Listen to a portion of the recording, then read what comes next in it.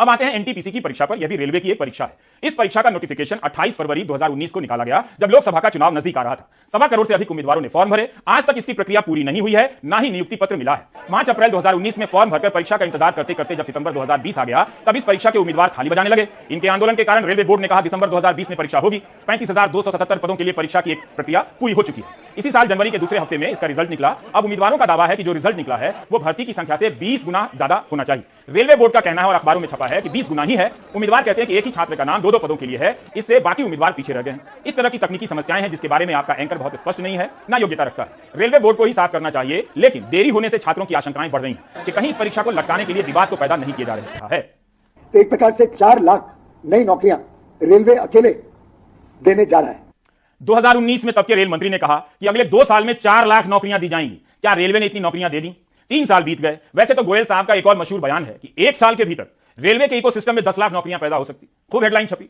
मूल बात यह है कि जनवरी 2019 में रेलवे ने ग्रुप डी और एनटीपीसी के करीब 1.5 लाख पदों की भर्ती निकाली, तो वो भर्ती आज तक पूरी क्यों नहीं हुई? अब आते हैं फीस के सवाल पर। रेलवे ने कहा कि जनरल उम्मीदवारों से 500 रुपए की फीस ली गई उस वक्त, उसमें से 400 रुपए लौटा देंगे। क्या सभी के पैसे लौटाए गए? तृणमूल कांग्रेस के सांसद शांतनु सेन ने राज्यसभा में इसे लेकर एक सवाल किया है।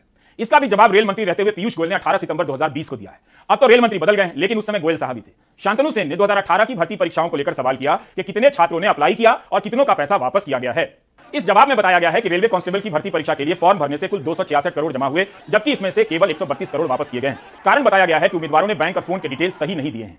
हम नहीं जानते कि रेलवे के पास इस तरह का कितना पैसा बचा है। क्या एनटीपीसी की भर्ती के समय उम्मीदवारों से लिए गए पैसे सभी को वापस कर दिए गए? आइए अब फ्लैशबैक में चलते हैं। फ्लैशबैक 2018 और 2019 का साल था। लोकसभा चुनावों के कारण हेडलाइनों से सपनों का धुआं निकल रहा था। नौजवानों को गहरी नींद में सुलाने के लिए सपनों की जरूरत थी। दुनिया के सबसे बड़े इम्तिहान से लेकर नौकरियों की अलग अलग संख्या से सजी धजी हरी भरी हेडलाइनों से युवाओं को एक ड्रीम सीक्वेंस दिया गया। ड्रीम सीक्वेंस, भर्ती निकली है, रिजल्ट आ गया है, नौकरी मिल गई है, मम्मी पापा मिठाई बांट रहे हैं, बरतुहार दौड़ लगा रहे हैं। दिन में रात की रानी की तरह छप कर आए इन नंबरों के सामने युवाओं को होश ही नहीं रहा कि ये वादे 2 नंबरी भी हो सकते हैं। 3 साल इंतजार में निकल गए। मतदान दिवस, वोट देने की जागरूकता केवल बटन दबाने की तत्परता तक सीमित नहीं होनी चाहिए। क्यों और किसे दे रहे हैं, इस पर मेहनत कीजिए। दिक्कत है, अगर युवा जागरूक हो जाएं तो उन्हें सवाल पूछने के लिए बहुत पढ़ना पड़ेगा। उन सवालों का जवाब भी नहीं मिलेगा तो और सवाल पूछेंगे, फिर उनकी ऊर्जा खर्च होने लगेगी और भेजा बड़ा होने लगेगा, भेजा शोर करने लगेगा। मेरी आज की यह थ्योरी यही है कि धर्म की नफरती राजनीति ने देश को बेरोजगारी के संकट से बचाया है, वरना ये नौजवान जागकर रोजगार मांग रहे होते।